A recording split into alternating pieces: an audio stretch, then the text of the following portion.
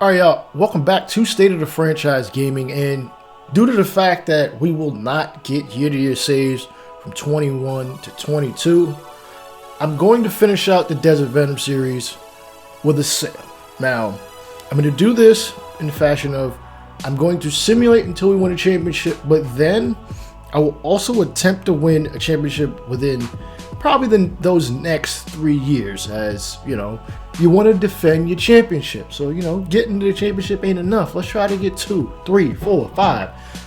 Once we go more than 3 seasons without a championship, then I will officially end it from there on out. So from here until whenever MLB the Show 22 comes out, which obviously you already know the date, it's just when it comes to MLB the Show 22, I'm holding off on buying it. The MLB season is in limbo, considering the lockout. There was a deadline, and we don't know when the season will start. At the earliest, May, because you know that the players will want to get in for spring training. So, that being said, let's get a brief overview on where we are at the current state in Desert Venom. All right, right above my Chrome Dome, you see where we sit in the standings. 7.5 games from the bottom of the barrel of the division, and 11 games out of first place. Now, where we sit in the wild card, we're actually only 3 out, so we still have a chance to make the playoffs. It's just we got a long way to go. We're only 61 games in. We have 101 more to go. So from here again on out, I'm simulating. I will show you guys any award winners as far as end of season stuff. I will also eventually show you guys what who the postseason winners, all that good stuff. You'll see. Just watch. Please watch. Anyways, let's take a brief overview at the statistics of where we are at this. I already said that. What the hell am I talking about? All right. We do have a couple players on the injured list. Let me get myself out of the way. Bingo. We have a couple guys on the injured list, including a pitcher, a couple shortstops, Colin Cardona, who was one of our picks a couple seasons ago, and Christian Pache. I hope I'm pronouncing his name right. He'll be out for almost 2 months. He was a starting center fielder, and we're going to have to rotate some guys in and out. Now, if you remember, a while back, we did make 2 trades that hopefully help bolster this team for the foreseeable future. Those moves were we traded for Pablo Lopez and Kyle Lewis in order to bolster our starting pitching, as well as give us a bona fide power threat in the outfield. I don't know why I'm burping right now. All right. Also voting, as you see right below me, Zach Gallen is the leading vote getter for all starting pitchers. Though his record would tell you otherwise, he's 5-5. He does lead the league in strikeouts, which is something he's done each of the past couple seasons. He's the player we are building this entire team around. Though we also have guys like obviously Kyle Lewis, who we traded for, Joe Corson, who was our most recent first round draft pick, who we called up because you can't really turn away 99 potential. Maybe I should have let him rock out in AAA, let him build himself up. I figured, just come in now. We're not going anywhere. You might as well do what you gotta do. If we feel like it's not working out at the end of this season, we'll send him down next season, give him some AAA love, maybe some AA play, and we'll go from there. Ketel Marte, who we signed, I believe it was about $100 million contract a season ago. These are the numbers that he'll be making each of the next couple seasons. It's front-loaded because, I like the flexibility of, he gets his money now, and even if he starts to peter off, which at age 29, it's completely possible, he'll do what he can do. Luis Villanueva is our other rookie who we drafted and called up at the same time. Granted, he's a much better fielder and better contact hitter than Corson. And, he's showing it with a slightly lower batting average, but he is hitting for some power. As a matter of fact, both guys homered in the same game not too long ago. Let's take a look at the pitching staff. All right. Pablo Lopez allegedly leads the team in wins, but that's not true because for some reason, they count the stats that he also had in Miami as a part of him now. It counts as far as National League leaders, but not as the team leader. Luke Weaver has that distinction. with Zach Gallen behind him, and we go from there. Aroldis Chapman, who we just signed in the offseason, 2 years, about $16 million. He is our closer, and he's going to lead the team in the saves. It just makes sense. He's pretty shut down. I don't think he's blown. He's blown a couple saves, to be honest with you. Just one. He's gotten a hold. As far as strikeouts are concerned, Zach Gallen is mowing down, and it looks like he's got nothing in his way to stop him. An under 2 ERA, but he's not in the running for the Cy Young, unfortunately. 10 quality starts in those 13 games. Again, we're building behind him and filling in, other guys behind him. I like to have at least a core 3, and then if we can get anything more, great. So with that being said, let's get to the All-Star break. See if maybe Gallen makes it, and go from there. All right, it turns out we only managed to get one single All-Star, despite the fact we initially had about 3 for most of the year. It's Seth Beer, first baseman, left fielder. 263 average, 11 home runs, 20 doubles, 44 walks, 47 strikeouts. So he's at least trying to get some plate discipline.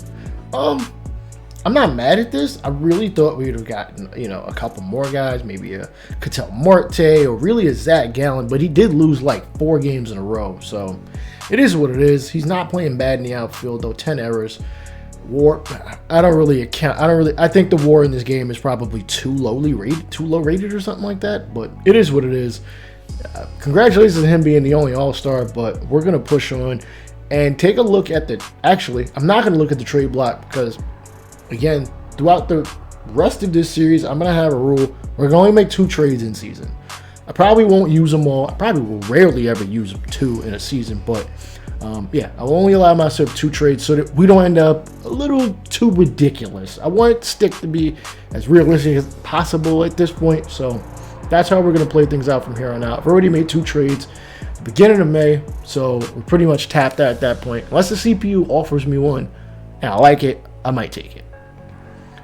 All right, trade deadline, not a ton happened, though I will point out that J.P. Crawford was traded for a pitcher, Seth Corey. J.P. Crawford, as you know, shortstop for the Mariners. I don't think that's a horrible trade. Actually, let's get a better look at both teams at this point. All right, here's a newly acquired J.P. Crawford. He's having an okay season. I mean, he's not hitting all that well. His slugging is not there. Slugging was never going to be there. This looks like this might be a move to, well, let me see. They don't have Brandon Crawford. I guess they aren't happy with their other options. Frazier plays some short. You thought they'd move him there. Cesar Mora is only a second baseman and they don't really have a third baseman, so maybe Frazier's playing third, Mora's playing second. They have a ton of first basemen, as I don't know if you guys noticed early in the series, but yeah, 3 first basemen. 3 first basemen. This is MLB the Show logic right here. I get that Abreu, I believe, was a free agent and didn't sign for that much, and Brandon Belt probably was also a free agent and did not sign for that much. But like, you threw the bag at Freddie Freeman. Freeman could play third. Maybe that's what they have him doing. I don't particularly understand it, but it's their money, not mine. I'm worried about what we're doing over here. In the meantime, let's get to September and see who we call up. Mid-August was really good for us. As you can see, we got 9 games in a row, won 10 out of 11, and really finished pretty strong at 67 and 61.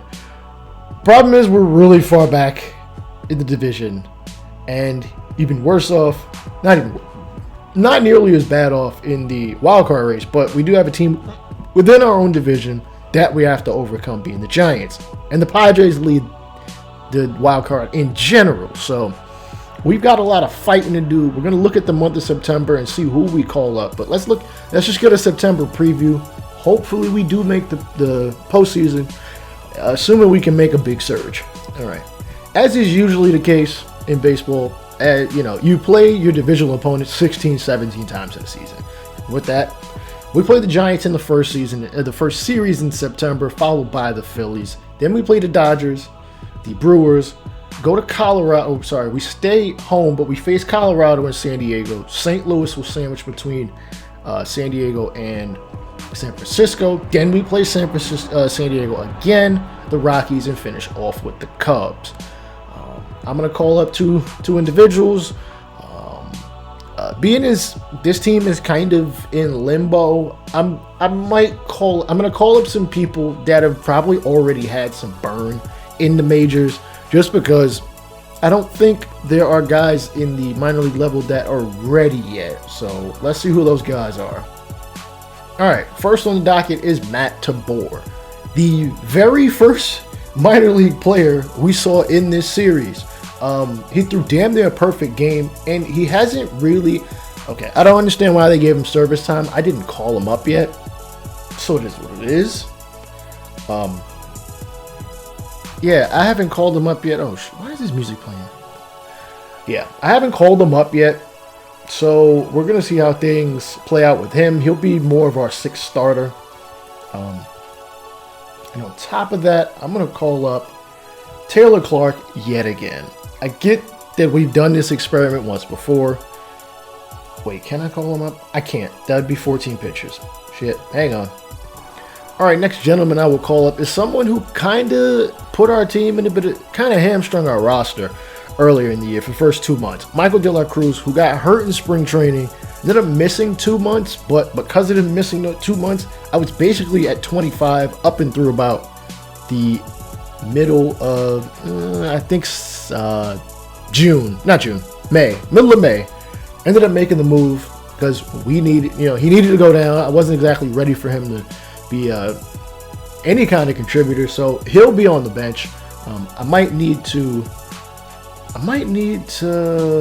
make some other moves. I might need to send down a pitcher just because I have 14 at the present moment, but let's see how things play out as far as will we make the playoffs. All right, we take the very first game of the month. I'm just going to sim through with me being here live. Anyway, take 2 out of 3. We actually sweep the entire series. That is what's up, but we still got a long way to go. All right, we lose to the Phillies, take another L. Damn, we go from sweeping to being swept. Life of a janitor. We lose 3 in a row against the Dodgers. Lose all 4 against Milwaukee. I think it's safe to say we're out of the playoff picture. All right. 2 out of 3 against Colorado with about 2 weeks to go. Wild card, we're 5.5 back. We'd have to literally just burn through every other team we end up playing. Lose 2 out of 3 against San Diego. St. Louis, we take the end game of it. We don't make the postseason. Actually, our sod poodles do. All right. 2 out of 3 losses against San Francisco yet again. We can at least get to 500. We're 75, 78. My math is probably off at this point. We got to go 6 and... We got to get at least 6 wins to go 500. Should be our first 500 season. We went 15-7 at the beginning of October. All right. Sod Poodles will be taking on the Cardinals in the AA Central Championship Series. I cannot speak today. All right, we're teetering. We got to win these last 3 in order to get 500. It's not going to happen. And we end up 80 and 82, but we're getting better. As a matter of fact, let's take a look at our last 3 seasons as far as how well we've done. All right, as you can see, we started off 64 and 98. Dipped just a little bit to 59 and 103, but because we're at near 500, my GM rating has gone up. I don't remember if I actually put GM contracts on or not. If I did, I think they'll offer me another contract. If not, well, this really literally might be the end of it. Though I'll at least show you guys what the, if I get fired from this, I'll just show you guys the rest of what happens for the D-backs. Hopefully they win, even in spite of me. I'll be a couch GM at that point.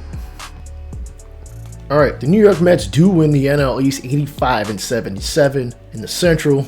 The Cardinals will take the division, but the Reds will end up in the wild card, or at least one of the wild card spots 4 games back.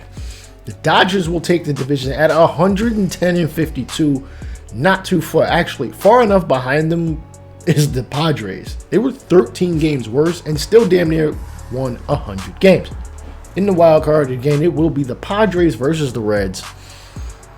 And let's just see how we finished up to end the season. Christian Pache came back at the beginning of August. He finished off his season with 5 home runs and 34 RBIs. I know that's not much. His contract, he still has another year on said deal, so we'll probably keep him around. I'm not exactly sure whether I want to call up McCarthy or Robinson yet, though they do seem to be getting better by the day. Vincent Campos, despite the fact he started off the season basically being the batting title champ, that is, he finished with a 267 average. I can't be mad at that at all. Like, that's good. That's good for a guy in his second year who basically got drafted and called up right to the show immediately. Goes from 4 home runs to 25. So he seems like the kind of guy that we can really rely on so long as he continues to improve. Also, 29 steals, 25 home runs, 34 doubles. Like, he's playing damn well. We're only paying him $1.5 million next year before, listen, we'll probably buy out his arbitration years, especially if he plays a lot better next season. Ketel Marte comes through with a pretty typical Ketel Marte season. 283 average, 23 home runs, 85 RBIs, 160 hits. Like, I can't be mad. Granted, we're paying him a lot of money, but his number does go down a bit. His overall went down. I am not too concerned by that. If he can put up consistent numbers and we can get more from other people, we should be good. Kyle Lewis, on the other hand, finishes with 33 home runs, leading the team. Of course, part of that is he got like 8 of them as a member of the Mariners. 93 RBIs. If this is what we're getting from him every year and we get it for us, I think we will definitely at least be a wild card team next year. Contract-wise, he's under arbitration for 2 years. I might give him a very similar deal, just as I did with Aristides Aquino. I gave him like a 2-year deal, gave him like $10 million each year. And Kyle Lewis is a better player than Aristides Aquino, who he got traded for. Seth Beer, our lone all-star, 16 home runs, 78 RBIs. I really think they just gave it to him because, well, somebody on the D-backs has to be an all-star, and I don't really think they should have gave it to him. But hey, who am I to complain? He was an all-star for a year. He can put that jersey, in a frame and tell his kids. All right, Joe Corson, how did he finish his rookie season? 233 average. He did get 10 home runs, 43 RBIs, 98 strikeouts to 114 hits. So he kind of had a difficult time getting on the base paths. 301 on base percentage. He's under a renewal deal. He'll get at least a league minimum contract for next year and the year after, as at least his overall is nice. All right, Carson Kelly. He was in a bit of a tit for tat with Chadwick Trump, who actually bumped his overall up, I think, to about an 82. It is an 81, so he's right behind him. He finished with 20 home runs and 68 RBIs. On base percentage is kind of not there.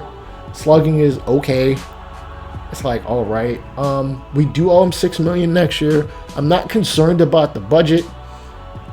He'll more than likely see himself in a D-backs uniform next season. Luis Villanueva, he has gone up in overall, though, or it seemed like he did. His attributes are going down, which make no sense. He played in the major leagues the entire season. 127 games with a 226 average. Not good. I get it. 2 home runs and 20 RBIs. I think he's going to legitimately spend time in probably Double-A. I know we've already started the clock on him and we're not paying him a lot. We're going to pay him a lot more next year. Call it stupid GM-manship. It is what it is. Ray Guillen finishes 13 home runs, 49 RBIs, and a 284 average, which is good. I believe he played some left and a fair amount of right once Kyle Lewis came to town. I can't really be mad. He did strike out more, but he also put the ball in play a lot more and played 22 games more. 149 hits, 29 doubles, 13 home runs. He's a very solid player. He's 26, though. I'm not expecting him to fall off the wagon, but if he can be solid, we should be good to go. Barry Yeswaldo, 224 average, 27. If he comes back, if I choose to sign him back next year, fine, but I'm not hell-bent on doing so. He does have a renewal contract, so I do hold the rights to him playing, at least for us. He might be a cut candidate. We'll see. Maybe we'll just send him down. Michael De La Cruz didn't get any ABs. Stephon Carrasco, who's originally our first baseman, I think last year, has played the entire season up here at the major league level. He's a good, if not damn good player. Problem is, his batting average is dog water. That's not the word I wanted to say, but a 190 average. I mean, he didn't get a ton of ABs, so you're not getting a ton of plate appearances when you're not hitting that well. It really shows. We are paying him $170,000 next year. He'll be back. I'm not concerned. Chadwick Trump did pretty much up himself everywhere in his attribute. I don't know, cachet. 270 average, only hit 2 home runs and 16 RBIs, but he played 40 games, and I think both home runs legitimately I hit. If you see my webcam is doing some funniness, there's nothing I can do about it right now. I'm sorry. $1 million next year. He'll be back. I'm not concerned. Josh Van Meter actually played pretty well in whatever pinch hit situations we got him in. 10 home runs. That's good off the bench. It is what it is. He is under contract. Actually, arbitration for the next 2 seasons. Whether we keep him or not is kind of up in the air. Now, as far as trades are concerned, again, 2 in season. In the off season, I'll give myself at least 1, just so in case I feel like a move needs to happen. Let's get a glance at who are free agents in some shape or form. A lot of guys are probably going to be arbitration. A lot of guys are going to be renewal. I don't think we have any true unrestricted free agents. All right, here's the list of players who will be free agents, and a lot of these guys are going to be renewal candidates as far as free agents are concerned. Yeah, nothing too crazy. Whoops. Why are you not giving me what I want? Okay, yeah, again, a lot of renewal contracts. So, because obviously most of these players are minor league players or guys who have not hit the service time threshold yet. And, yep. Okay, Matt Barnes is a free agent. I don't think I'm going to bring him back. He was okay, but he's getting up there in age. Maybe we bring him back in the late stage of free agency. It's possible. Luke Weaver has improved. He most certainly has improved his game. 17-9 in the season. Remember, he was a front runner for the Cy Young in about the first 2 months of the season.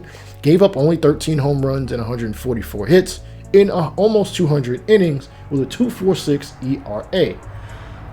Everybody else is pretty much under contract, so we don't have a whole lot to worry about. Weaver, I will make sure he returns, so long as he's not asking for stupid money.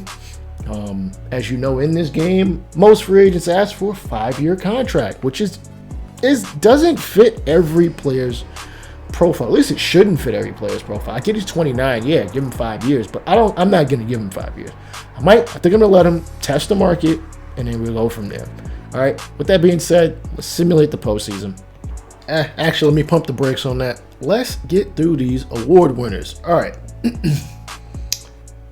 MVP goes to Christian Yelich, his second of his career. Remember, he won it in 2017 or 2018, I think. 52 home runs, 104 RBIs, beating out Cody Bellinger and Pete Alonso. In the American League, it goes to Rafael Devers in what looks like a 3-man slug out, as every man hit over 44 home runs. Devers beats out Mike Trout, who, he might as well win it every damn year. Rafael Devers, second consecutive Red Sox to win a MVP. Cy Young goes to Trevor Bauer. I have nothing more to say. All right, Lance McCullers Jr. does win it in the American League with a 21-4 record with a 2.9 ERA, 206 strikeouts.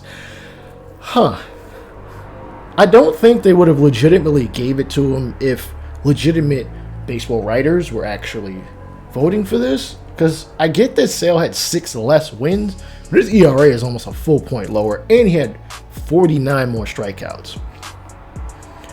Batting title goes to Sean Murphy. A catcher wins it for, I can't remember the last time a catcher won a batting title. I think it's been about 20 years or so.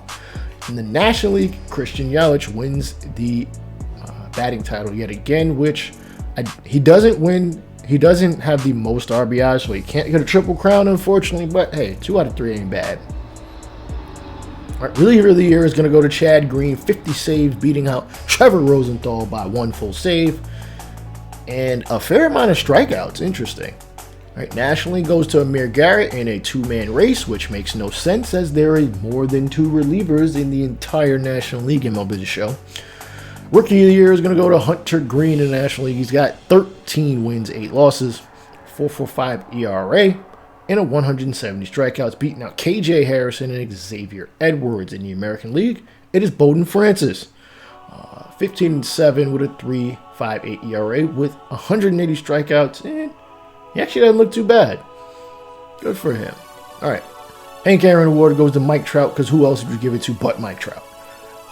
Christian Yelich gets it in the National League. Gold Glove for pitchers goes to Trevor Williams and Sean Manaea, Yasmani Grandal, and Travis d'Arnaud, Jed Yorko, Luke Voigt, DJ LeMahieu, Nico Horner, Yohan Camargo, Alex Bregman, Xander Bogaerts, Dansby Swanson, Andrew Benintendi, Michael Brantley, Austin Hayes, Ian Happ, Aaron Judge, and Nomar Mazara. Now for the Silver Sluggers, Jose Altuve wins it for wait a minute, huh? He's DHing now? Okay, I didn't think Jose Altuve would DH at the age of 32. Anywho, Cole Stewart wins it for pitchers in the National League because pitchers don't hit all that much. Anyway, Wilson Contreras gets it, as well as Yasmani Grandal, Josh Bell, Pete Alonso, Kirsten Hira, Brandon Lau, Rafael Devers, Chris Bryant, Fernando Tatis, Javi Baez, Mike Trout, Cody Bellinger, Christian Yelich, George Springer, Jordan Alvarez, Mookie Betts. Postseason MVPs and the World Series MVPs will be coming up as soon as we see how this season concludes. All right, San Diego has advanced past the Reds and will be facing the Dodgers again. And Oakland will get past Minnesota. San Diego goes up 1-0. All right, every team has a win at this point. Game 3, will be coming up as Oakland goes up 2-0 on Houston. And the other 3 series are tied. Right? Los Angeles takes the lead. So does St. Louis. And Oakland has swept Houston. 3-1 goes to the Dodgers, as well as the Cardinals taken against the Mets. 2-2 in the Battle of Laundry between the White Sox and the Red Sox. And Chicago ends up pulling out this one, 3-2. All right, so it'll be Chicago versus Oakland, St. Louis versus the Dodgers. Winner goes to the World Series. NLCS tied at 1.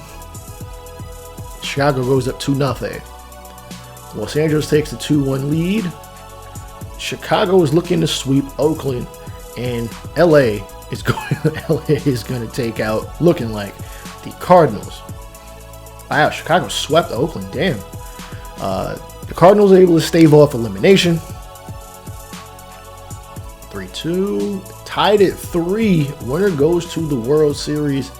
It is a St. Louis. Wow, it's a St. Louis Chicago World Series. In game number 1. Matter of fact, let's actually get to, so we can see the scores. All right, game 1 in Chicago. This is actually Chicago's first World Series since they actually won it back in 2005 or 6, one of the years. All right. And St. Louis takes game 1, 3-2. They take game 2, 7-5. Game 3, and damn, look like they about to sweep them. No, Chicago pulls it out 8-7. As a matter of fact, look at the box score. Chicago pulls out the 10th inning rally. Not really. I mean, you see 18 hits, one of those very important in the 10th inning to stave off elimination, but they're down 3-1. And the Cardinals win the 2023 World Series. Now, next video, I'm going to show you guys what I do for the offseason in snippets. Then we'll get to that 2023 offseason and to the World Series. I'll let y'all later. Peace.